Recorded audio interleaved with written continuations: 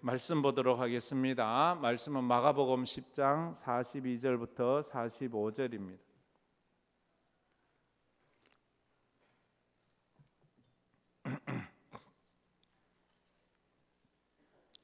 우리 다 같이 읽도록 하겠습니다. 예수께서 불러다가 이르시되 이방인의 직금자들이 그들의 임의로 주관하고 그 고관들이 그들에게 권세를 부리는 줄을 너희가 알거니와 너희 중에는 그렇지 않을지니 너희 중에 누구든지 크고자 하는 자는 너희를 섬기는 자가 되고 너희 중에 누구든지 으뜸이 되고자 하는 자는 모든 사람의 종이 되어야 하리라.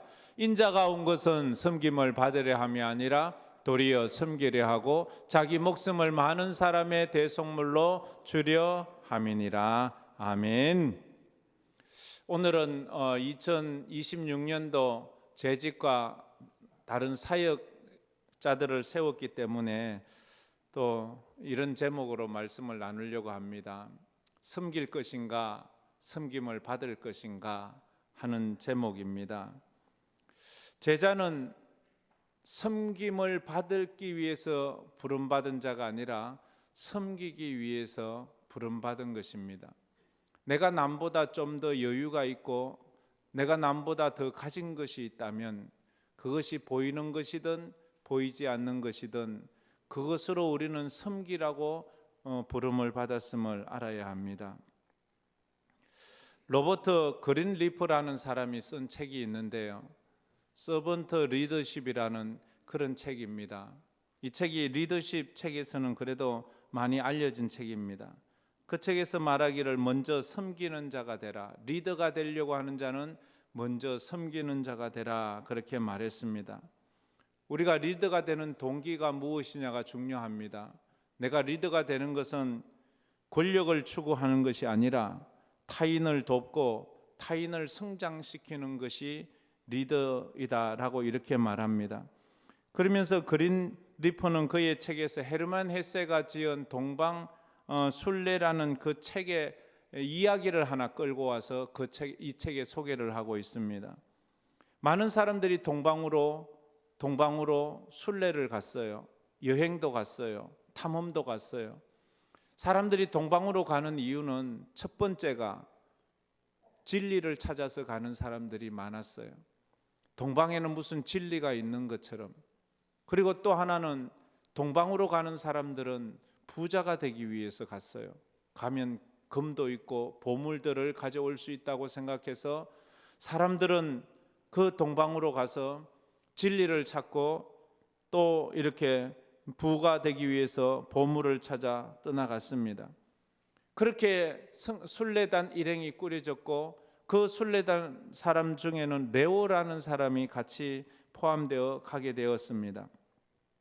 이제 여행을 하는 동안에 많은 사람들이 더불어 가다 보니까 이런저런 일이 있을 때마다 레오라는 사람이 묵묵히 그 사람들을 섬기기 시작했어요.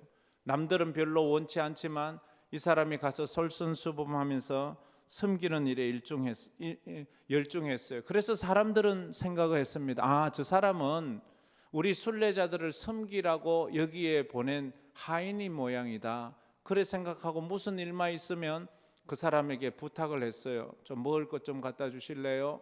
저한테 물 좀 갖다 주실래요? 저에게 뭐 좀 도와주실래요? 또 레오라는 사람도 그랬어요. 사람을 볼 때마다 웃으면서 무엇을 도와드릴까요? 그는 언제나 사람들을 볼 때마다 내가 무엇을 도와드릴까요? 라고 질문을 했습니다. 그러던 어느 날 그 레오라는 사람이 갑자기 사라져 버렸어요. 더 이상 그를 볼 수가 없었어요. 그러자 이 동방으로 순례 가던 사람들에게 문제가 생기기 시작했습니다. 서로 불평하기 시작했어요. 내가 목이 마른데 그 물을 좀 가져다 주는 사람이 없는 거예요. 전에는 내가 지치고 피곤하면 나를 위해서 레오가 노래를 불러주었는데, 내가 배고프면 레오가 음식을 해서 나에게 음식을 가져다 주었는데, 내가 무슨 부탁을 하면 레오가 나에게 그 부탁을 들어주었는데, 레오가 사라지자 그 부탁을 들어주는 사람이 한 사람도 없는 거예요. 서로가 불평을 해요. 서로가 원망을 해요. 왜 우리 중에는 섬기는 사람이 없냐고 그렇게 불평하기 시작했습니다. 서로 다투게 되었어요. 그러다가 그 순례를 포기하는 사람들도 생기게 되었어요. 그 원인은 거기에서 누구도 섬기는 자가 없어졌기 때문입니다. 없었기 때문이에요. 사람들은 그제서야 알았어요. 비로소 이 모임에서 진정한 리더는 레오였다는 것을. 자기들은 그 레오가 자기들의 하인이나 몸종이나 심부름꾼이나 어느 때든지 자기들이 뭐 부탁만 하면 그 말을 들어주는 일꾼인 줄 알았는데 가만히 보니까 그가 없이는 아무것도 되는 것이 없는 것이었습니다. 그런데 먼 훗날 그들이 다 순례를 마치고 고국에 돌아왔을 때 그 레오를 만났어요. 깜짝 놀랐어요. 충격을 받습니다. 알고 보니까 그 레오라는 사람은 순례자들의 하인이 아니라 그 순례자들을 보낸 단체의 총책임자였다는 거죠. 사람들은 동방으로 가는 것이 진리를 찾아서 부자가 되려고 보물을 찾아갔지만 레오라는 사람이 동방으로 간 이유는 그들을 섬기기 위해서 갔다는 것을 알게 되었습니다. 이것을 들으면서 여러분들은 뭔가 깨달아지지 않습니까? 뭔가 느껴지지 않습니까? 아마 우리는 다 이미 제가 이 설교자가 무슨 이야기를 하려고 하는지 다 알 것입니다. 이들이 순례를 실패한 이유가 뭐예요? 섬김을 받으려고만 했기 때문이에요. 섬기려고 하지 않았기 때문에. 이와처럼 예수님의 제자들이 예수님을 따라 골고다까지 가는 순례의 길을 실패한 이유가 뭐예요? 그들이 다 예수님 안에서 섬김을 받으려고 했다는 거죠. 섬기려고 하지를 않았다는 거예요. 그래서 그들은 예수님을 따르는 그것을 실패하고 말았습니다. 우리가 잘 알듯이 소금은 그렇잖아요. 소금은 자기 몸을 녹여서 섬기는 것입니다. 소금이 녹을 때는 소리가 없어요. 소리 소문 없이 슬그머니 녹아서 자기는 사라지고 맛을 내고 그렇게 사라집니다. 그처럼 레오는 거기서 자기가 뭐 한다고 큰 소리 치지 않고 조용히 자기 자신을 헌신함으로 그렇게 녹여서 없어졌어요. 이 설교를 준비하면서 이런 생각을 해보았어요. 각 가정마다 뭐 조금의 차이는 있겠지만 그렇잖아요. 가정주부, 어머니들이 사라진다면 어느 날 갑자기 예고도 없이 어느 어머니가 사라진다면 그 가정에 무슨 일이 일어날까? 아마 집이 엉망진창이 될 거예요. 아침에 깨워주는 사람이 없으니까 직장 가는 자녀나 남편은 직장에 막 지각을 할 것이고 학교에 지각을 할 것이고 아침을 준비해 주는 사람이 없으니까 아침에 일어나서 밥이 없으니까 굶기를 여사로 하고 아침도 못 먹고 회사에 가야 되고 학교도 가야 될 거예요. 청소도 한 사람이 없으니까 집은 막 엉망진창일 거예요. 청소가 안 되니까 쓰레기가 자꾸만 쌓여갈 거예요. 옷은 빨리 하는 사람이 없으니까 제대로 된 옷을 입지도 못하고 더러운 옷을 그대로 입고 다녀야 되는 거예요. 그런데 서로가 불평하는 거예요. 왜 우리 집은 이러냐고, 왜 우리 집은 이렇게 더럽냐고, 왜 청소도 안 되고, 왜 아침도 없고, 왜 나를 제때 시간에 깨워주지 않냐고. 그때야 알지요. 우리 집의 진정한 일꾼은, 이 진정한 리더는 그 가정주부 어머니였다는 것을. 일꾼인 줄 알았어요. 식모인 줄 알았어요. 근데 그가 없자 모든 것이 어그러지고 말았다는 거지요. 오늘 임명받으신 분들이 교회에서 그런 분들입니다. 겉보기는 별로 뭐 중요하지 않은 것 같지만 그러나 그분들이 있어서 우리 교회가 은혜로운 거예요. 우리 교회가 행복해지는 것 아니겠습니까? 일꾼들이 아닙니다. 하인이 아닙니다. 몸종이 아닙니다. 그분들이 진정한 리더이고 진정한 사역자입니다. 만약에 생각을 해보세요. 집에 가정주부가 없다는 것처럼 우리 교회 만약에 식당에 주방팀이 없어진다고 생각하면 우리는 이 예배를 마치면 주방에 못 갈 겁니다. 가도 음식이 없으니까. 우리는 밥을 못 먹을 거예요. 주차하는 팀이 없다면 주차하는 데 불편을 많이 느낄 거예요.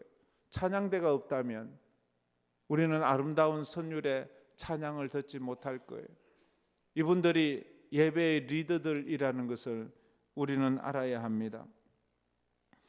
오늘 우리가 읽은 이 본문이 그런 내용이에요. 예수님께서 이제 십자가를 지시려고 예루살렘에 올라가고 있어요. 이제 마지막 그 한 주간을 남겨두고 예루살렘에 올라가셔서 그 다음 주에는 예수님이 십자가에 못 박혀 죽으셔야 되는 그런 죽음이 임박한 그런 시점에 올라가는데, 예수님 가까이 두 명의 제자가 오더니 청탁을 하는 거예요. 예수님, 예루살렘에 올라가시면 한편 우리 둘을 한쪽 오른쪽에, 한 명은 왼쪽에 앉게 해주십시오. 이렇게 청탁을 하는 거예요. 그 소리를 다른 10명의 제자가 듣고는 화가 나서 분노를 하는 거예요. 니들이 뭔데 우리가 너보다 더 빨리 왔고 너보다 더 열심히 하고 뭐 이렇게 분쟁이 나게 되었습니다. 그에 대해서 예수님께서 44절에 이렇게 말씀을 하셨습니다. 너희 중에 누구든지 어뜸이 되고자 하는 자는 모든 사람의 종이 되어야 하리라 라고 주님이 말씀하셨어요. 예수님은 섬기는 자를 섬기려고 지금 예루살렘에 올라가시는 거예요. 무엇으로? 십자가로 섬기려고 가고 있는데, 제자들은 섬김을 받겠다고 서로가 앞다투어 청탁을 하고 있는 겁니다. 서로가 싸우고 있는 것입니다. 우리가 하나님의 교회에 올라오는 것은 예수님을 본받아 십자가 지러 오는, 사명 감당하러 오는 그 걸음이 되어야지, 예수님 앞에 나오면서도 우리가 도리어 대접을 받고 섬김을 받으려고 한다면 잘못된 거죠. 여러분들은 오늘 무슨 마음으로 예배당을 오르고 있습니까? 첫 번째로, 섬김을 받는 자가 큰 사람이 아니라 섬기는 자가 큰 사람입니다. 다 같이 읽어봅시다. 섬김을 받는 자가 큰 사람이 아니라 섬기는 자가 큰 사람입니다. 근데 마귀는 우리를 착각하게 만들어요. 섬기는 자가 큰 사람이 아니라 섬김을 받는 자가 큰 사람이라고. 세상은 그렇잖아요. 식당에 가서도 앉아서 그냥 차려준 밥을 먹는 사람을 높은 사람이라고 생각하고, 그것을 서빙하는 사람을 그저 낮은 사람이라고 생각하는 것이 세상의 이치입니다. 또 세상은 그런 식으로 흘러갑니다. 그러나 하나님 나라에서는 그렇지 않다는 거죠. 43절에 또 이렇게 말씀하셨습니다. 다 같이 읽어봅시다. 너희 중에는 그렇지 않을지니 너희 중에 누구든지 크고자 하는 자는 너희를 섬기는 자가 되고. 너희 중에 누구든지 크고자 하나님 앞에서, 하나님 나라에서 크고자 한다면 섬기는 자가 돼야 된다고 서로 다투는 그 제자들을 향해서 예수님이 지금 말씀하고 있습니다. 세상의 기준은 분명히 섬기는 자가 낮은 자이고 섬김을 받는 자가 높은 사람입니다. 그런데 예수님은 역설적인 말씀을 하시는 거예요. 섬기는 자가 섬김을 받는 자보다 더 큰 자라, 이렇게 말씀을 합니다. 여러분 거기에 동의하십니까? 아니, 나는 그래도 섬김을 받을래. 나는 이럴 수도 있지요. 예. 마귀는 우리를 유혹합니다. 다른 사람을 섬기는 것보다 지배하고 사는 삶이 훨씬 더 멋지고 가치 있는 삶이라고 부추깁니다. 그래서 그렇게 살라고 말합니다. 여러분들은 여러분의 자녀들에게 어떤 삶을 살라고 부추기십니까? 우리 자녀들이 정치인이 있고, 우리 자녀들이 기업인이 있고, 우리 자녀들이 학자도 있고, 우리 자녀들 중에 목회자도 있고, 그런 사람들이 있습니다. 그런 훌륭한 사람들이 되었을 때 그런 것을 가지고 군림하기를 바랍니까? 섬기기를 바랍니까? 우리는 우리에게 주어진 그 직책이나 달란트를 가지고 사람들을 섬겨야 됩니다. 정치인들은 정치를 함으로 섬겨야 되고, 경제인들은 경제를 잘 이끌어서 그것으로 이 시대의 사람들을 섬겨야 되고, 학자들은 공부를 많이 한 것으로 사람들을 섬겨야 됩니다. 목회자도 동일합니다. 제가 아는 어떤 목사님이 있는데, 그 목사님 부모님이 자기에게 해준 이야기를 해주었어요. 목사가 되었을 때 하는 말이, 너는 교회 가서 성도들을 하나님처럼 섬기라, 이렇게 말을 하더래요. 너는 성도들을 하나님처럼 섬기라. 목사가 되는 것은 성도들의 섬김을 받는 자리가 아니라 성도들을 섬기는 그런 헌신하는 그런 자리이기 때문입니다. 나는 이 자리에 왜 와 있는가? 나는 예수를 믿어서 높은 자리에 가고 남들의 섬김을 받는 자리에 가겠다 하면 그분은 예수를 착각하고 있는 것입니다. 예수님에 대해서 너무 몰라도 한참 모르는 것입니다. 예수님이 이 땅에 오셔서 결코 섬김을 받지 않았기 때문입니다. 44절에 또 이렇게 말했죠. 다시 한번 우리 44절 읽어보겠습니다. 너희 중에 누구든지 어뜸이 되고자 하는 자는 모든 사람의 종이 되어야 하리라. 어뜸이 되고자 하면 종이 되래요. 그리스도인의 신앙의 가치는 그렇습니다. 타인을 지배하거나 군림하는 것이 우리 신앙이 아니에요. 우리 신앙은 다른 사람들을 섬겨야 하는 그런 자리에 있는 것입니다. 그래서 우리가 이걸 훈련해야 돼요. 여러분, 구세군을 아십니까? 구세군은 같은 개신교입니다. 개신교 중에서 아주 독특한 그런 조직을 가지고 있지요. 그 구세군 사람들은 이렇게 양복을 입지 않고 이 군복 같은 것을 입습니다. 또 이렇게 12월 달이 되면 구세군 자선 냄비를 해서 그것으로 기금을 모아서 구제 헌금을 하기도 하지요. 그 사람들이 부르는 직책도 군대 계급처럼 그렇게 딱 되어 있습니다. 그 구세군은 전 세계적으로 교단이 하나밖에 없어요. 그래서 저 최고 지도자의 직함은 대장이라고 부릅니다. 대장님 이렇게 부릅니다. 그들은 군대 같지요. 이것이 처음에 윌리엄 부스라는 사람이 영국에서 창설했는데요. 처음에 이 조직이 세워졌을 때 얼마나 많은 사람들이 이것을 환호하고 좋아해서 몰려들었는지 모르겠습니다. 미국에서도 수많은 사람들이 영국까지 가서 그 구세군의 입대를, 그들은 가입하는 것이 아니라 입대한다고 그렇게 표현을 합니다. 미국에서 온 사람 중에 사무엘 블랭걸이라는 사람이 있었는데 대서양을 건너 영국에 와서 구세군에 입대하려고 신청을 하니까 그 창설자 윌리엄 부스가 블랭걸에게 하는 말이, 당신은 자격이 없어서 들어올 수가 없습니다. 그래서 의의가 없어서 블랭걸이 왜 무엇 때문입니까? 당신은 지금까지 보스로 살았고 사장으로 살았고 남들을 부리는 사람이었기에 우리 조직에 들어와서는 맞지가 않습니다 라고 말했어요. 그래도 블랭걸이 계속 졸랐어요. 나도 잘할 수 있다고, 나도 당신들이 추구하는 구제하고 섬기는 그것에 나도 관심이 많다고 쪼르고 쫄랐습니다. 그래서 할 수 없이 윌리엄 부스가 블랭걸에게 하나의 사역을 맡겼습니다.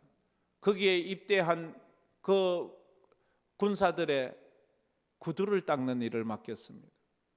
요즘처럼 구두에 먼지가 조금 있고 그 외에는 아무것도 없는 깨끗한 그런 구두가 아니라 온갖 옷물이 다 들어붙고 있고 흙먼지가 들어붙어 있고 너무 오랫동안 씻지 않아서 막 냄새도 퀴퀴하게 나고 아주 참 더러운 그런 구두를 황금 갖다가 닦으라고 하니까 너무 힘든 거예요. 그래서 그가 블랭걸이 하는 말이, 내가 기껏 이 더러운 구두를 닦으려고 대서양을 건너와서 여기에 가입한 줄 아십니까? 내가 기껏 이런 더러운 구두나 닦으려고 대서양을 건너왔단 말입니까? 그가 이렇게 불평을 하고 앉아 있는데 그때 하나님께서 그에게 환상을 보여주셨습니다.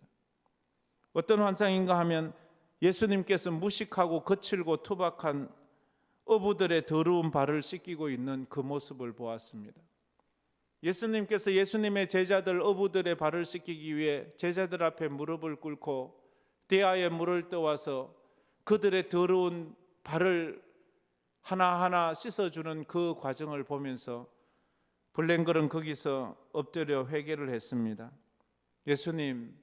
예수님께서 저 무식하고 더러운 어부들의 발을 씻겨주셨는데 저도 이 군사들의 구두를 닦겠습니다 하면서 그가 구두를 닦아요. 그러면서 그가 참 겸손한 사람이 돼요.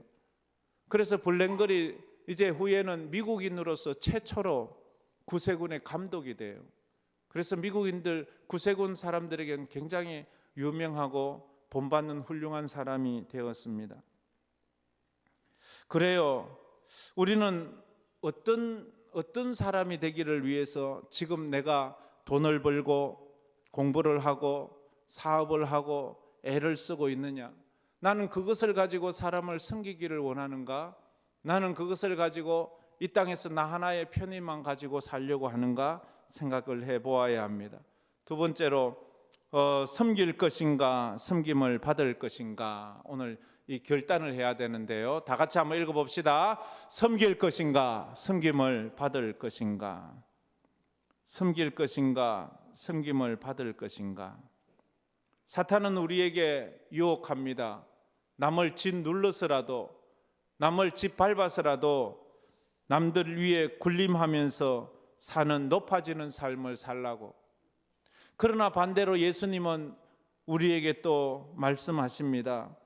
우리 자신을 쳐서 복종시켜서라도 남들을 섬기고 희생하는 삶, 낮아지는 삶을 살라고 우리에게 말씀을 합니다.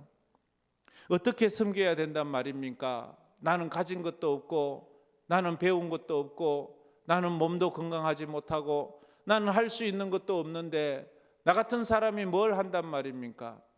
있어요. 사람을 섬길 때 밥을 사주는 것보다도 그 사람을 칭찬하는 것이 그 사람을 더 큰 대접을 할 때가 있습니다. 그 사람에 대해서 위로를 해줄 때, 막 낙심하고 절망한 사람을 위로해 줄 때 그 사람에게 밥 10그릇 사주는 것보다 그 한마디가 그 사람을 다시 힘을 내게 하고 일어나게 하고 세상을 소망을 가지게 하는 그럴 때가 있어요. 참 당신을 볼 때마다 제가 참 기분이 좋아져요. 당신이 이곳에 있어서 저는 참 행복해요. 이런 한마디가 그 사람에게 금덩어리 갖다 줄 때보다 더 그 사람을 행복하게 할 때가 있다는 거지요. 그래서 우리가 그런 사람들에게 칭찬을 해주세요. 칭찬을 많이 해주시면 막 저절로 고래도 춤을 춘다 하잖아요. 칭찬을 한번 해보세요. 이 성가대 한번 칭찬하면요, 다음 주에 찬양이 달라진다니까요. 식당에 가서 저분들에게 고맙다고 칭찬 한번 하면요, 다음 주에 메뉴가 달라진다니까요. 아, 진짜라니까요.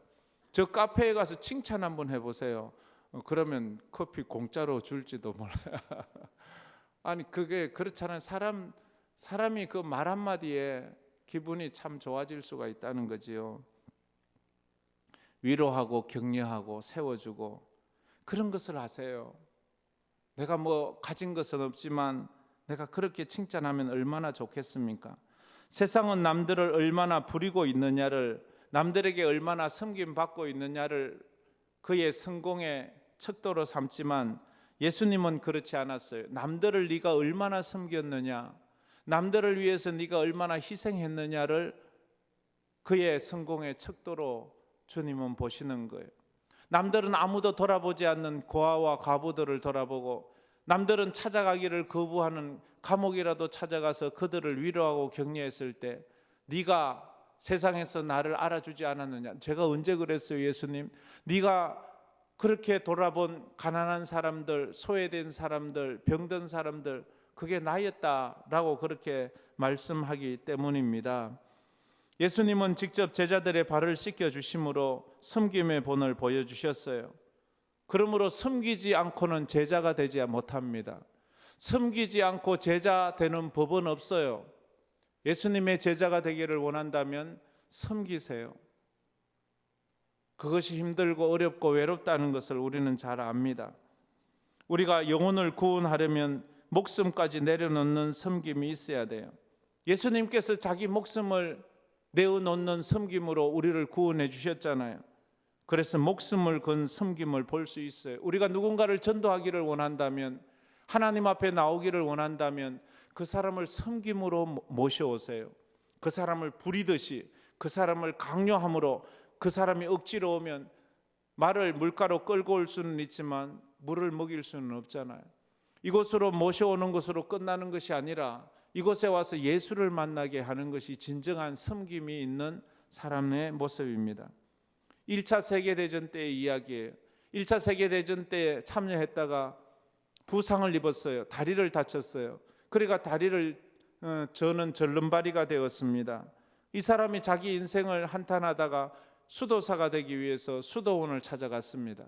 그런데 수도원에서는 그가 수도사 되는 것을 막았어요. 안 됩니다. 당신은 수도사가 될 수 없습니다. 왜 안 됩니까? 저는 당신은 글자를 모르기 때문에 수도사가 될 수 없습니다. 글자를 모르는데 어떻게 수도를 합니까? 어떻게 책을 읽습니까? 안 됩니다. 그래도 이 사람이 끝까지 우깁니다. 제발 날 좀 들어가게 해주세요. 제가 열심히 하겠습니다. 시키는 대로 하겠습니다. 최선을. 안 됩니다. 당신은 글자를 몰라서 수도사가 될 수 없습니다. 하도 쪼르니까 그 수도원에 있는 사람이 하는 말이, 마침 우리 이 수도원 주방에 요리사가 없는데 당신이 수도사 말고 요리사가 되지 않겠냐고 물었어요. 그러니까 그가 그러면 나도 그럼 요리사라도 되겠다고, 나 군에서 요리를 배워서 요리할 줄 안다고. 그래서 그 사람이 수도원의 주방의 요리사가 되었습니다. 요리사가 되고는 얼마나 열심히 최선을 다해서 요리를 하는지요. 그에게는 그것이 너무 기쁨이고 즐거움이고, 그의 음식을 먹는 수도사들을 보는 것만 해도 자기가 배가 부르고 자기가 너무 기쁜 거예요. 자기 음식을 먹어주는 그들을 보면서. 이제 시간이 많이 흘렀습니다. 시간이 많이 흘러 그 수도원의 원장이 죽었습니다. 죽고 새로운 원장을 세워야 되는데 그 수도원에서 만장일치로 그 요리사를 수도원 원장으로 세웠어요. 사람들이 물어요. 어떻게 수도사도 아닌 사람을 수도원 원장으로 세울 수가 있냐고. 수도사도 아닌데, 수도도 뭔지 모르는데. 그가 어쨌든 그렇게 수도원 원장이 되었어요. 왜냐하면 그가 요리를 하면서 깊은 영적인 사람이 되었어요. 여러분, 꼭 신학을 하고 성경을 보면서 하루 종일 그것만 붙잡고 있다고 영성이 깊어지는 것이 아니라, 자기가 하는 일을 최선을 다해서 하다 보면 그 일을 통해서 영적인 깨달음을 알 때가 있어요. 모든 일에는 영적인 깨달음이 있다는 것을 저는 그렇게 알고 있습니다. 그 요리사는 시장을 보러 갈 때에, 요리하기 전에 시장 보러 갈 때 늘 기도합니다. 하나님, 제가 오늘 시장 가서 음식 재료를 사오는데 좋은 재료를 만나게 하시고, 그 좋은 재료들을 가지고 음식을 할 때 그 음식이 정말로 맛도 있을 뿐만 아니라 수도사들에게 건강도 주셔서 수도사들이 맛있게 먹게, 늘 그렇게 기도하는 거예요. 설거지를 할 때에도 주님, 제가 이렇게 더러운 그릇을 깨끗이 씻듯이 주님의 보혈로 내 심령을 깨끗이 씻으셔서 제가 깨끗한 사람이 되게 해주세요. 또 아궁이에 불을 지필 때도 내가 이렇게 불을 지펴 뜨끈뜨끈하게 하듯이 주님의 성령의 불을 내 마음에 허락하셔서 내 차갑고 싸늘해진 내 마음에 성령의 불을 붙여주세요. 이런 식으로 늘 요리를 할 때마다 이런 기도를 하니까 이 영적인 사람이 되어 수도사들보다 더 영적인 사람이 되고, 수도사들이 이 사람한테 와서 도리어 조언을 구하고 이 사람한테 기도를 구하고 그런 사람이 되었다는 거지요. 그러니까 많은 사람들이 그 사람에게 와서 당신이 우리 수도원 원장이 되어 주십시오 라고 했는 거예요. 우리 교회에 누가 가장 영적이고 누가 가장 믿음이 좋나요? 여러분은 착각하지 마세요. 목사라고. 아니에요. 목사라고 가장 영성이 있는 건 아니에요. 앞에서 내 직책을 감당할 뿐이지요. 도리어 이름 없이 빚도 없이 화장실 청소를 하고 식당에서 늦게까지 그 구석구석을 쓸고 닦는 그런 분들의 그 영성을 내가 어떻게 따라갑니까? 나는 죽었다 깨어나도 그런 영성을 따라갈 수가 없어요. 헌신하고 희생하는 것을 즐거움과 기쁨으로 여기는 분들, 지난 금요일 토요일에 우리 김장을 담그는데도 그렇게 헌신하잖아요. 그렇게 빚도 없이 그렇게 수고를 하잖아요. 토요일 날은 새벽 4시에 와가지고 누가 시켰어요? 오면 돈 주나요? 아무도 그런 것도 없어요. 누가 칭찬하나요? 그런 것도 없어요. 와서 새벽 4시에 와서 절인 것을 갖다가 또 뒤집고 헹구고 그런 일을 하고 늦게까지 또 몹시 추웠잖아요. 어제도 그렇고 그 금요일도 그렇고 그렇게 하시는 그분들의 영성을 제가 어떻게 알아요? 전 또 더 단데 앉아서 책이나 보고 설교 준비나 하고 그런데도 그분들이 뭐라고 하는 줄 아세요? 아이고, 목사님은 귀한 일을 하니까 어서 속히 따뜻한 데 가서 있으세요. 우리는 차운 데서 이렇게 말한다니까요. 그분들의 영성을 내가 어떻게 따라갑니까? 그래, 그분들에게 늘 주방팀에게, 수고하신 권사님, 집사님들에게 제가 참 감사의 인사를 드립니다. 그리고 매년 늘 힘들다고 하면서도 아이고 힘들어 못하겠어요 하면서도 또 해요. 또 힘들어 못해서 원래는 좀 쉴래요 하면서 또 해요. 아우, 참 이 진짜 감사하고 또 감사합니다. 이런 글이 있어서 소개합니다. 정말 중요한 것은 당신이 어떤 차를 모느냐가 아니라 그 차로 얼마나 많은 사람을 섬기느냐에 있다.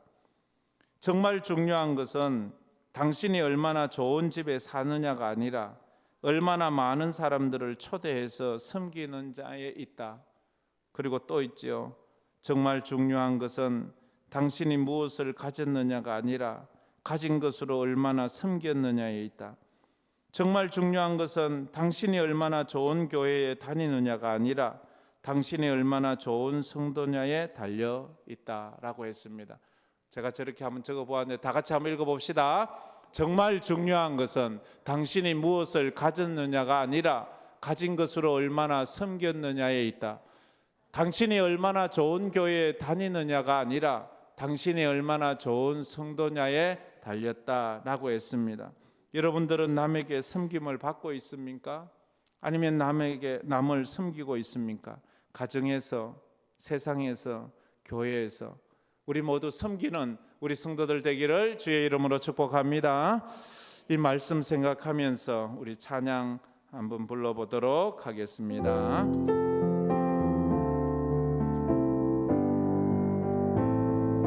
겸손히 주를 섬길 때 괴로운 일이 많으나 겸손히 주를 섬길 때 괴로운 일이 많으나 구주여 내게 힘 주사 잘 감당하게 하소서.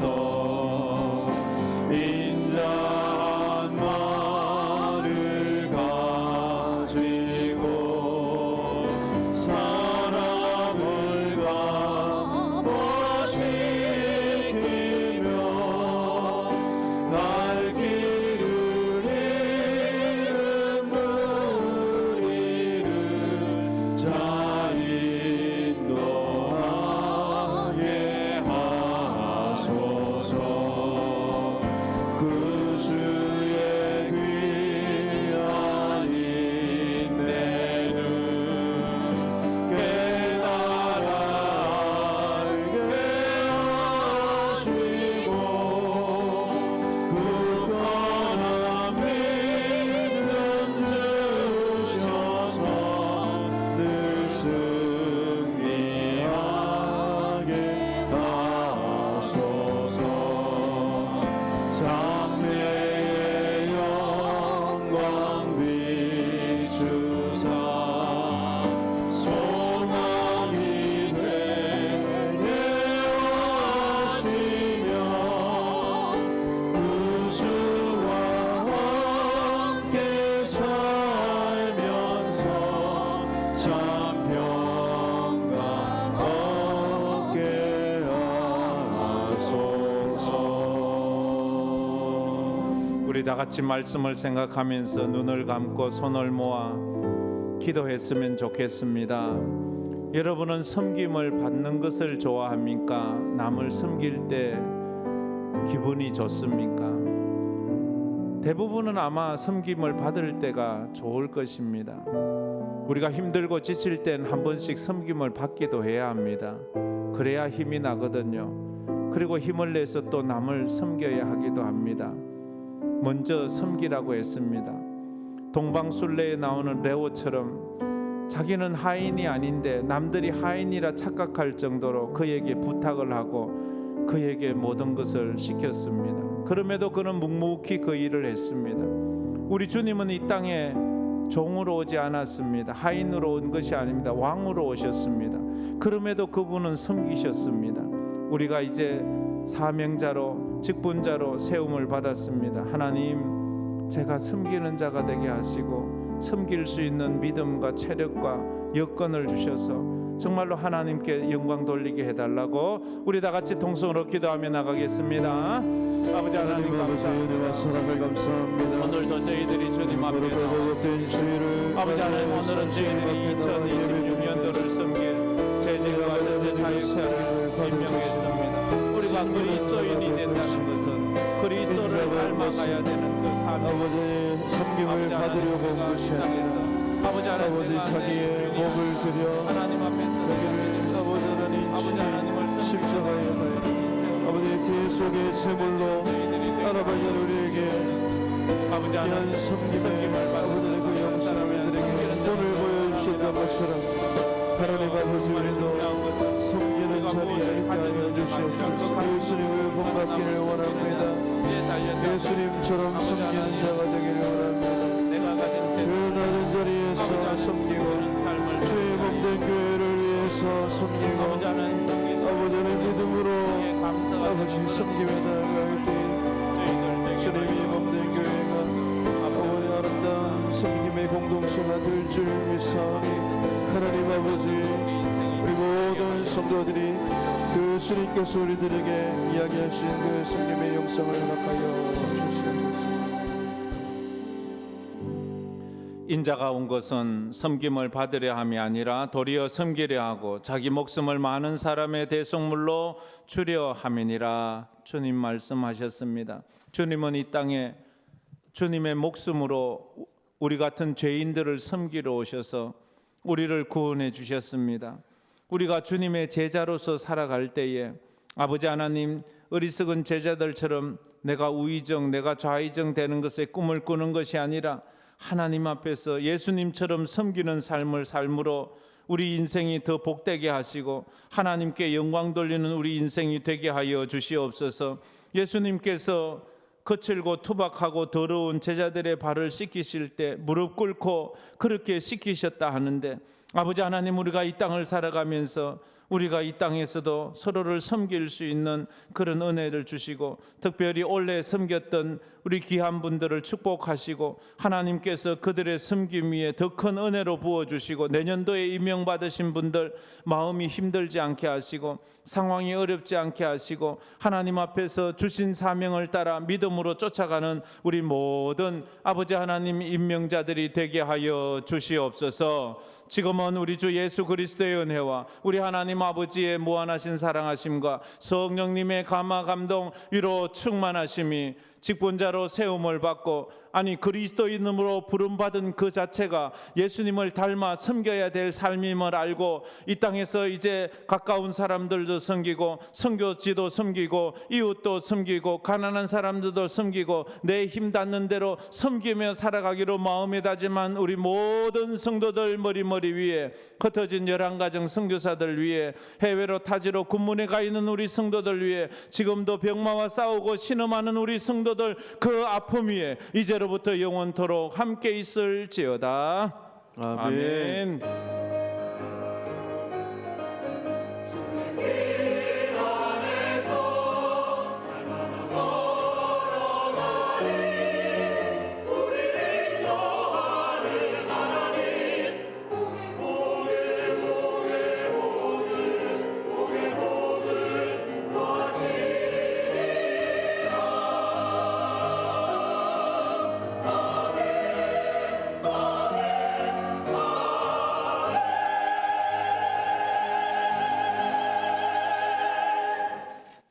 지금부터 2025년